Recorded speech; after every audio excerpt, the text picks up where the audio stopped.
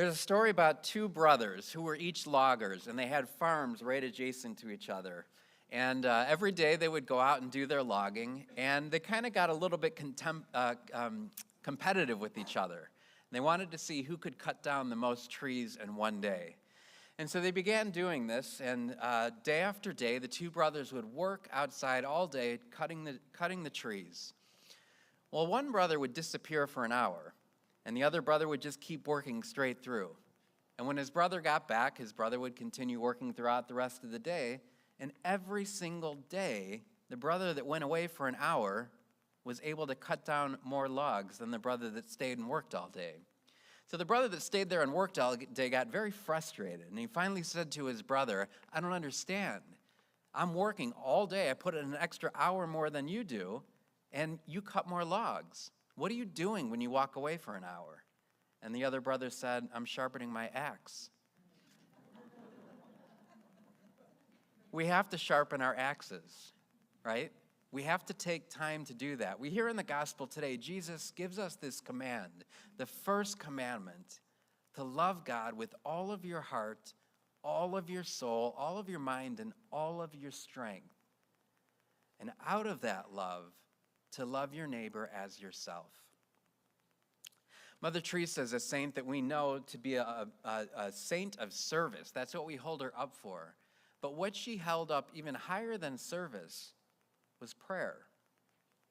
When Mother Teresa first started the Missionaries of Charity, it wasn't long after that there was a war going on in Beirut. And during that time, one of the hospitals was destroyed. And Mother Teresa left India, and she wanted to go and to help the children that were left over from that hospital, that were refugees. And so my spiritual director, I've told you about it before, his name was Monsignor John Esseff, and he was somebody that got to know Mother Teresa during this time.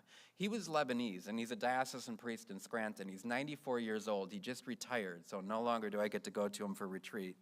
But this is the first time he met Mother Teresa. He was an ambassador over in Beirut during this time. And Mother Teresa got there, and she said that she wanted to go in there and save these children.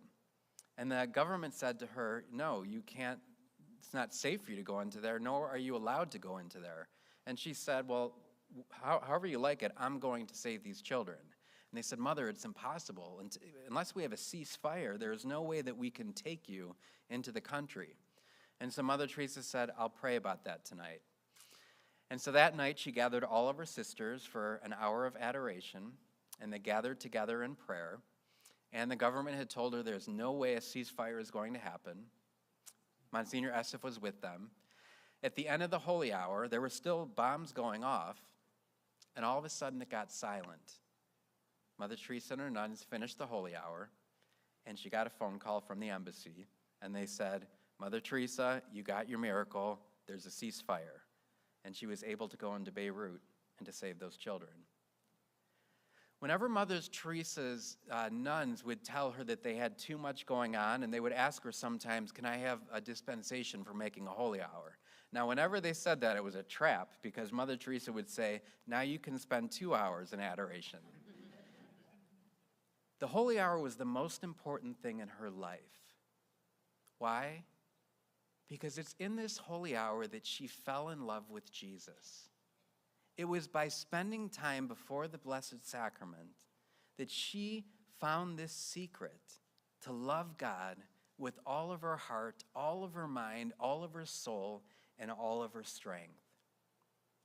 And she would go out from there giving her lives in service to the poor. She would spend her waking hours from the time that she woke up, from the time that she went to bed, constantly giving herself in service until the time that she was in her 90s. And whenever anyone would ever say, "Mother, what's your secret?" Do you know what she would always say? Prayer. Spending time in my holy hour.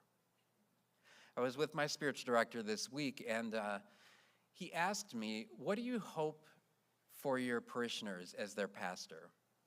It was a good question. It got me thinking about it. And one of the hopes that I've never said or mentioned is that I hope that at some point we could have perpetual adoration here again. that at some point we would have parishioners that would want to make a holy hour all throughout the day, all 7 days of the week. And I think I haven't mentioned this yet because I'm afraid of it not happening. I'm afraid, like, what if people are just not too tired to do it, or they say, Father, I'm too old, or I don't know. But that's one of my hopes for this parish. And so I just want you to pray about that and think about that. Would you be willing to give 1 hour a week in adoration? The second hope that I had, and I told him, is that by the time that I leave here, every single one of my parishioners would spend a certain amount of time every day in prayer. Whether that be 10 minutes or 15 minutes, half an hour, a holy hour, that every time there would be some dedicated time of giving yourself totally to God. Then the third thing that I mentioned to him is I said, we're doing these teachings on Tuesday night, and we're bringing really wonderful and amazing speakers, and we haven't had a lot of people show up for it. So I was kind of getting discouraged by that, and he said, don't give up on that. God's given you that vision. So that's my third hope for the parish, is that you would come on these Tuesday nights to learn about God, to fall in love with God, and then to want to give yourself in service to God. It's so important for us that we place God at the center of our lives. The primary way we do this is by coming to Mass on Sundays. That would be my first hope for everyone, actually, that we never, ever, ever, for the rest of our lives, missed a Sunday Mass or a holy day of obligation. That we made God the complete center of our week. So just as we have this parable of the two brothers that work day and night cutting down the trees, it's the brother that sharpens his axe that is able to do more. Well, the same is true for Mother Teresa and for each and every one of us. When we sharpen our axe, when we spend time in prayer and adoration, and we fall in love with God, He gives us the energy, He gives us the time, He gives us the ability to do everything else that we need to do in life. So those are my hopes for me as your pastor. You truly fall in love with God, with all of your heart, with all of your mind, with all of your being, and with all of your strength.